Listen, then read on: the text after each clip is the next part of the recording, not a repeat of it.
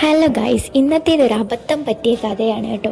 എനിക്ക് എന്തിൻ്റെ കേടായിരുന്നു എന്ന് എനിക്ക് തന്നെ മനസ്സിലാവുന്നില്ല. ഒരാവശ്യമില്ലായിരുന്നു.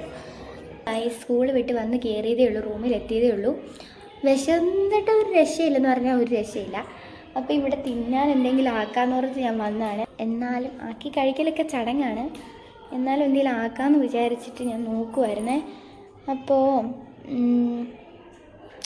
എന്താ ആക്കുവാന്ന് ഞാനിങ്ങനെ ആലോചിക്കാം. മധുരക്കിഴങ്ങുണ്ട്, പിന്നെ ചപ്പാത്തി ആക്കണോ പൂരി ആക്കണോ? ചപ്പാത്തി തിന്നാനാണ് തോന്നുന്നത്.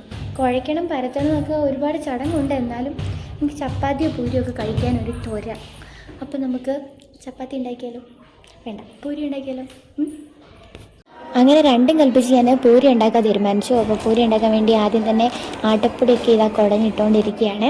അങ്ങനെ ഞാൻ അതിനിടയ്ക്ക് കുറച്ച് ചായ വെക്കാമെന്ന് വിചാരിച്ചു. വിശന്നിട്ട് വയ്യായിരുന്നു, അതുകൊണ്ട് ഇച്ചിരി ചായ ഇട്ട് കുടിച്ചിട്ട് അങ്ങ് ബാക്കി തുടങ്ങാമെന്ന് വിചാരിച്ചു. അങ്ങനെ ചായയൊക്കെ വെച്ചു. അപ്പോൾ അതിനിടയ്ക്ക് അവിടെ 2 കപ്പലണ്ടിയും മുന്തിരിങ്ങയല്ല ബദാമൊക്കെ ഇരിക്കുന്നുണ്ടായിരുന്നു.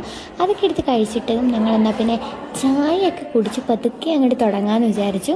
അങ്ങനെ ഞങ്ങൾ പരദൂഷണവും കുശുമ്പ് കുഞ്ഞായ്മൊക്കെ പറഞ്ഞ് ചായ കുടിക്കുകയാണ് ഗൈസ്. ചായയുടെ കൂടെ ഇന്ന് നമുക്ക് കഴിക്കാനായിട്ട് ചിപ്സ് ഉണ്ടായിരുന്നു, റസ്ക് ഉണ്ടായിരുന്നു, അങ്ങനെ കുറച്ച് സാധനങ്ങളൊക്കെ ഉണ്ടായിരുന്നു കേട്ടോ. കുറച്ച് സമയത്തേക്ക് അതൊക്കെ വെച്ച് അഡ്ജസ്റ്റ് ചെയ്തു. പിന്നെ ഇന്ന് സ്റ്റഡി അവർ ഇല്ലയെന്ന് കേട്ടപ്പോൾ നല്ലൊരു ഉറക്കം അങ്ങ് പാസ്സാക്കി.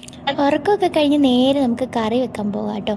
അപ്പോൾ ഈ ഒരു സാഹചര്യമാണ് എനിക്ക് സഹിക്കാൻ പറ്റാത്തത്. ഇവിടുത്തെ ഉള്ളിക്കൊക്കെ ഒടുക്കത്തെ എരിയല്ല, എന്തൊക്കെയോ നീറ്റലാണ്. എനിക്കറിയാൻ പാടില്ല, നമ്മുടെ അവിടെ ഉള്ളിക്കൊന്നും ഇത്രയും നീറ്റിലില്ല കേട്ടോ. ഇതെന്താണെന്നറിയില്ല, എനിക്ക് 2 കണ്ണും കൂടെ ഒഴുകി മൂക്കുന്നും വായിന്നും ഒക്കെ വെള്ളം വരാൻ തുടങ്ങിയിട്ടുണ്ടായിരുന്നു. അങ്ങനെ ഒരു വിധത്തിൽ ഞാൻ എല്ലാം അരിഞ്ഞു വെച്ചു. ആക്ച്വലി ആദ്യം ഞാൻ പൂരി ഉണ്ടാക്കുന്ന വീഡിയോ ആണ് എടുത്തതെങ്കിലും അതെവിടെ പോയിന്ന് എനിക്ക് ഒരു പിടുത്തവും ഇല്ല. അപ്പോൾ കറി ഉണ്ടാക്കുന്ന വീഡിയോ വെച്ച് നമുക്ക് അഡ്ജസ്റ്റ് ചെയ്യാം. അങ്ങനെ ഞാൻ കുറച്ച് നേരം അവിടെ ലെല്ലം ചില്ലുന്നത്തെ ലക്കിളികളെ എന്നൊക്കെ പറഞ്ഞ് അവിടെ നിന്നു.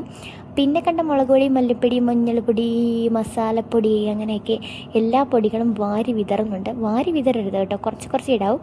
അങ്ങനെ കറി റെഡിയായി കഴിഞ്ഞപ്പോൾ 2 മുട്ട എടുത്ത് അടുപ്പത്തിട്ടിട്ടുണ്ട്.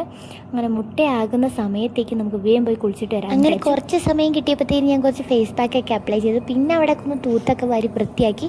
അങ്ങനെ കുളിയെല്ലാം കഴിഞ്ഞ് വന്നിട്ടുണ്ട്.